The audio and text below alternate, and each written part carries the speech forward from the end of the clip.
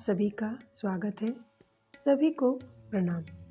आज हम गायत्री ज्ञान रथ में 20 जून 1971 की वेला में मथुरा में परम पूज्य गुरुजी द्वारा दिए गए प्रवचन का एक अंश लेकर आए हैं।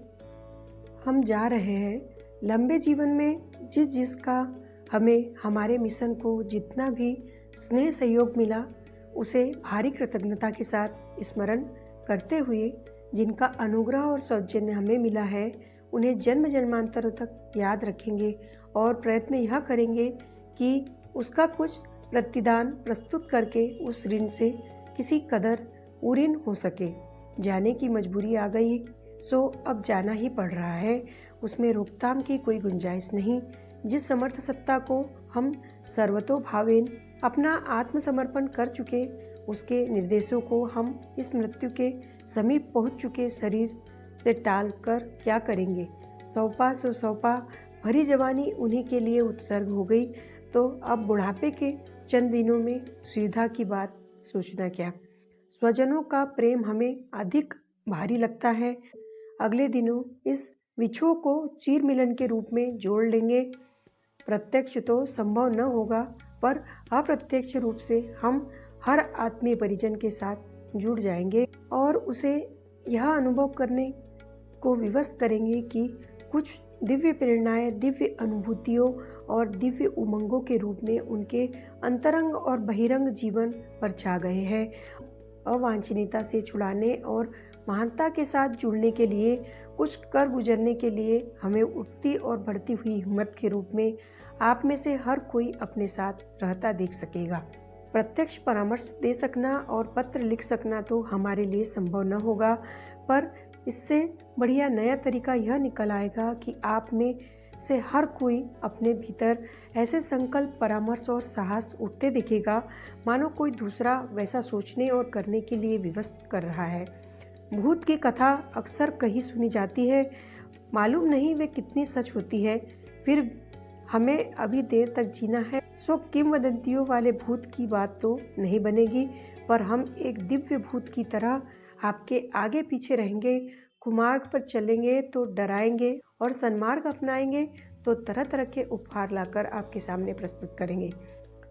जब भी आप शांत चित होंगे और हमें उमंग उठेगी तब आपके अंतर मन में यही कुछ एक उठता दिखाई देगा। पहला, बहुमूल्य मनुष्य जीवन पेट और प्रजनन के लिए खर्च कर डालने की वर्तमान रीति नीति मूर्खतापूर्ण है। दूसरा, निर्वाह भर के लिए कमाओ और परिवार को स्वावलंबी सुसंस्कारी बनाने तक ही जिम्मेदारी निभाओ। समर्थ बेटों पोतों के लिए दौलत मत जिम्मेदारी निभाओ। दूसरा, निर्वाह भर के लिए कमाओ और परिवार को स्वावलंबी सुसंस्कारी बनाने तक ही जिम्मेदारी निभाओ। समर्थ बेटों पोतों के लिए दौलत मत छोड़ो, अन्यथा वे उस हराम की कमाई को खोकर अपना सर्वनाश करेंगे।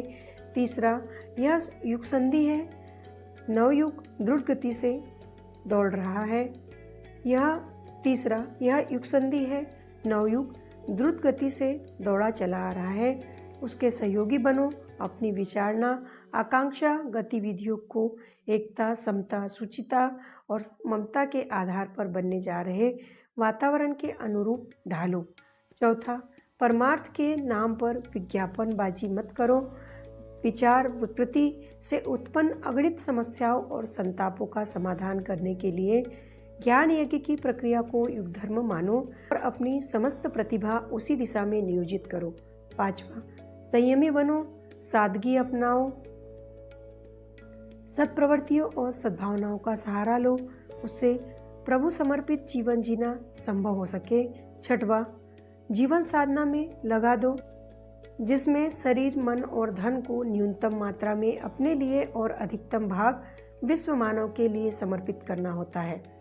सातवां, परमार्थ पथ पर बढ़ते हुए आंतरिक दुर्बलता से तथाकथित मित्र कुटुंबियों के विरोध उपहास से डरो मत, वरन महानता के पथ पर साहसपूर्वक कदम बढ़ाओ। साथ में आत्मा, आचार्य जी, उनके गुरुदेव और भगवान मौजूद है, वे डूबने न देंगे, वरन कर्तव्य की सरिता में कूदने वालों आपको यह चारों मल्लाह खेकर पार करेंगे।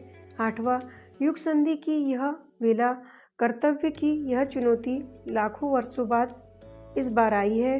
इस अनुपम अवसर को गंवाया जाना न चाहिए और कुछ करके दिखाना चाहिए।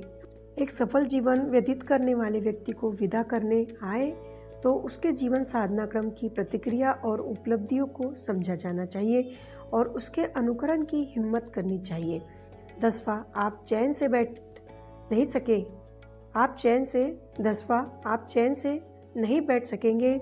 लोभ और मोह का वासनाग्रस्त जीवन जिएंगे तो आत्मा की ही आचार्य जी की प्रताड़ना आप पर बरसेगी और उस बेचैनी में बड़प्पन की अभिलाषा आपके लिए दिन रात जलाने वाली बनकर रहेगी।